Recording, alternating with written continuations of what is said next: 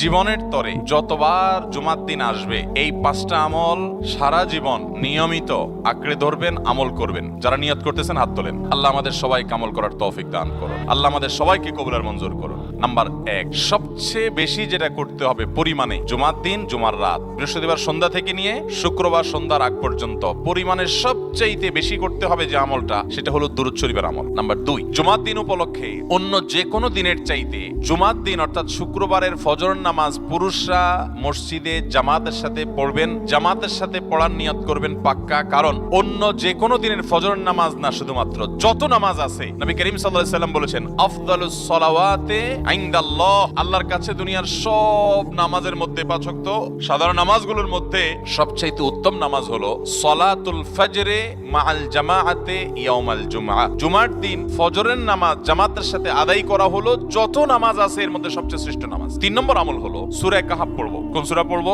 সূরা কাহাফ। যারা কোরআন পড়তে পারেন না তারা শুনবেন, আর যারা পড়তে পারেন তারা নিজে পড়বেন। সূরা কাহাফ যদি জুমার দিন কেউ পড়ে, নবী করিম সাল্লাল্লাহু আলাইহি ওয়াসাল্লাম বলেছেন এই সূরাটা তার জন্য নূর হবে, নূর, আলো আল্লাহর তরফ থেকে। 4 নম্বর আমল হলো দুনিয়াতে যত ফজিলতপূর্ণ আমল আছে এর মধ্যে সবচেয়ে বেশি ফজিলতপূর্ণ আমল, খুব সহজ আমল, খুব সহজ, প্রত্যেক শুক্রবার আমরা এটা করতে পারি। আমলটা হলো নবী করিম সাল্লাল্লাহু আলাইহি ওয়াসাল্লাম বলেছেন যে ব্যক্তি জুমার দিন আগে ঘুম থেকে উঠবে, ভোরে ঘুম থেকে উঠবে, ওই যে ফজর নামাজ পড়তে হবে, যে তাহাজ্জুদ পড়তে পারলে আরো ভালো, এবং মসজিদে আগে যাবে, তাহলে আগে ঘুম থেকে উঠবে, সবাইকে বাসার ডেকে দিবে, আগে ঘুম থেকে উঠাবে, ফরজ গোসল হলে ফরজ গোসল করবে, উত্তম রূপে গোসল করবে, ভালো করে গোসল করবে জুমার দিন। জুমার নামাজের জন্য পায়ে হেঁটে মসজিদে যাবে, বাহনে চড়বে। কেউ যদি মাজুর হয় সে বাহনে চড়লেও চলবে, কিন্তু সাধারণ যারা সুস্থ আছেন পায়ে হেঁটে মসজিদে যাবেন, বাহনে চড়লেন না। জুমার দিনের কথা, জুমার নামাজের কথা। ইমামের কাছাকাছি গিয়ে বসবে, দূরে না, যত কাছে যেতে পারে একদম সামনের কাতার ইমামের কাছাকাছি গিয়ে বসবে, কোনো অনর্থ কথা বলবে না, দুনিয়াবি কথা বলবে না, বেহুদি কাজ করবে না। ওখানে গিয়ে যতক্ষণ সময় পাবে জিকির, আজকার, তেলাওয়াত, তাসবিহ, দোয়া, রোনাজারি, কান্নাকাটি, বই পড়া, দিনী কাজ করা, এর মধ্যে সে কাটাবে নিজে। 5 নম্বর এবং সর্বশেষ আমল হলো জুমার দিনে একটা সময় আছে দোয়া কবুল হয়। দোয়া কবুলের যে সময়গুলো আছে এর ভিতরে